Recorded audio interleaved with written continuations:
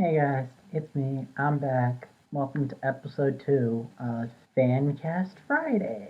If this goes up a little late or close to the dot or I seem a little off, it's because I'm a little sick right now. I got my coffee, so I'm pushing through it. Let's get to the actual video, okay? This time, as you can see by the title, it is Cinematic Titans. Now, what do I mean by this?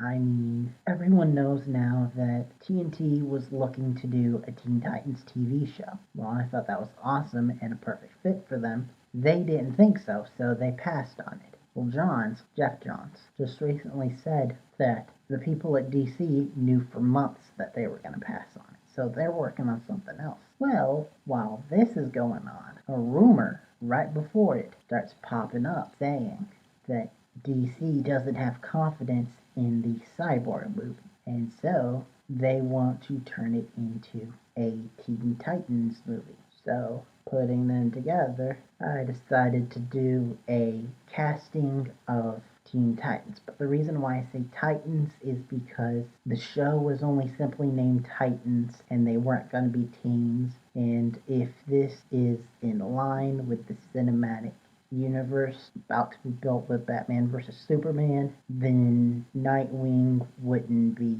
a teen. Dick Grayson would not be a teen. And also, if they want to include Cyborg on that team, the actor isn't a teen. So I decided to call it Titans because Titans is what they called themselves after they became adults and decided to team up again. So I'm calling the show Titans and getting people around the age of the guy who plays Cyborg. Sorry, I'm blanking on his name right now. But I got people that were around his age, and I decided to put together who I would want to see in a Titans movie and who I'd cast for them.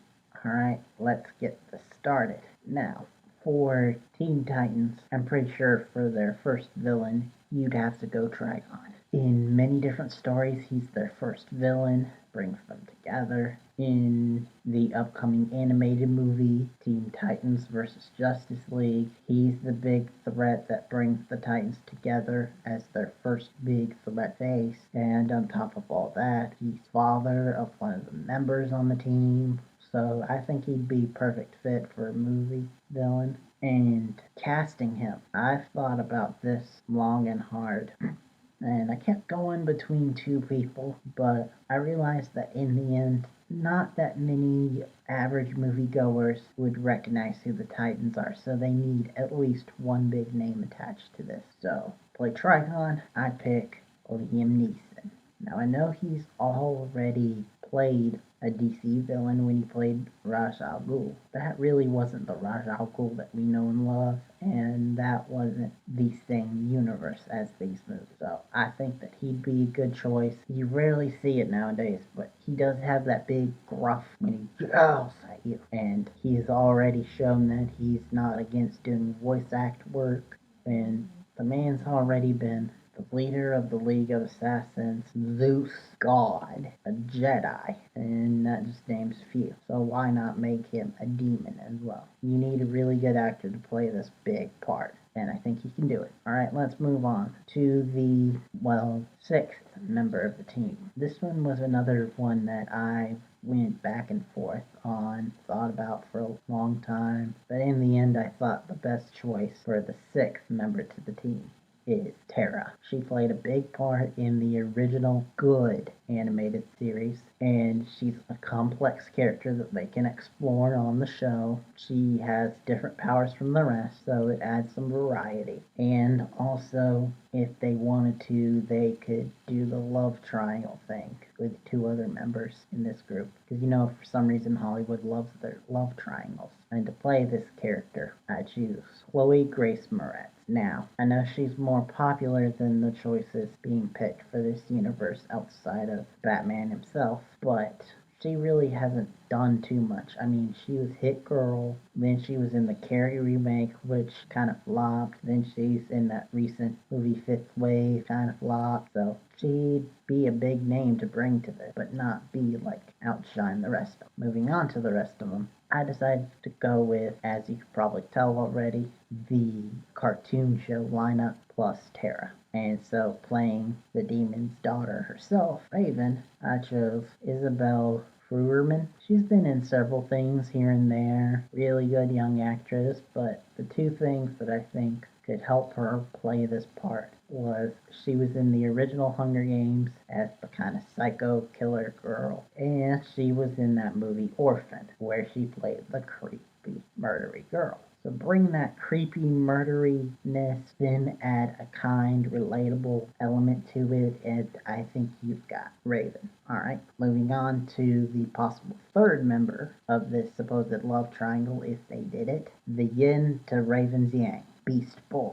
Now, for this one, I chose an actor named Blake Michael. Unless you tune into the Disney Channel, you probably might not recognize him. But he was on a show called Dog with a Blog that recently wrapped up. He played the eldest son, and he was kind of goofy, but he knew when to bring in the heart, which is kind of Beast Boy in a shell. So I think he'd do a really good job, and it's time for him to get outside of the Disney mold. And I think this would be a really good chance for him that shines on his positives. Alright, moving on to the last female of the team, the Spitfire herself, Starfire.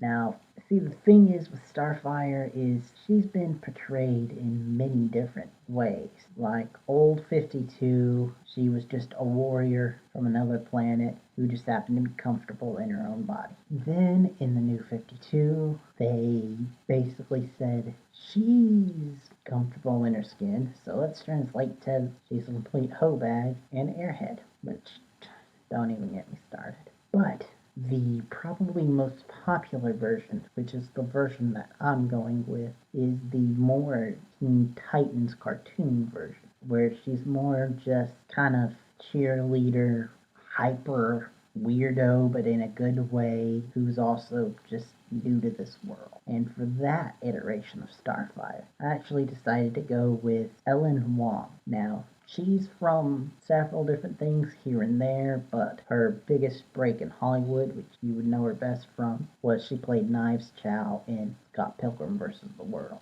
And in that, Knives was kind of hyper, a little psychotic, but also cheery at the same time, which shares a lot of similarities with the version of Starfire I think would be best for a movie. So that's why I chose her, and I think she'll do a really good job. Alright, let's move on lastly to the man himself, the leader, Nightwing, aka Dick Grayson. Now, for this character, this took a lot of thinking because I wanted someone that was old enough to have been Bruce Wayne's Robin and then graduated to Nightwing, but I didn't want it to be young enough that Jason Todd couldn't be Red Hood if they wanted to go in that direction. And I also wanted to get someone who was about the same age as Guy, who's playing Cyborg. So in the end, I actually chose to go with, this might be a surprise, but I decided to go with Miles Teller. Now, forgetting that last infamous role where he played not Reed Richards, he's actually a really good actor who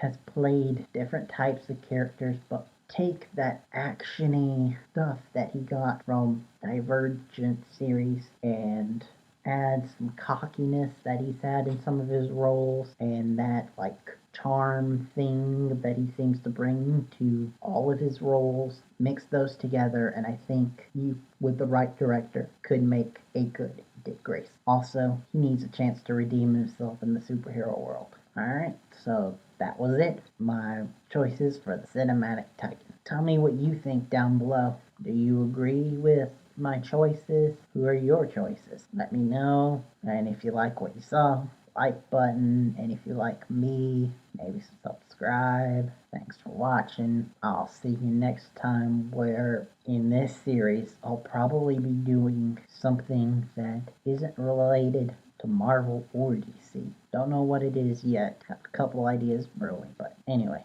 till then, see ya. Bye.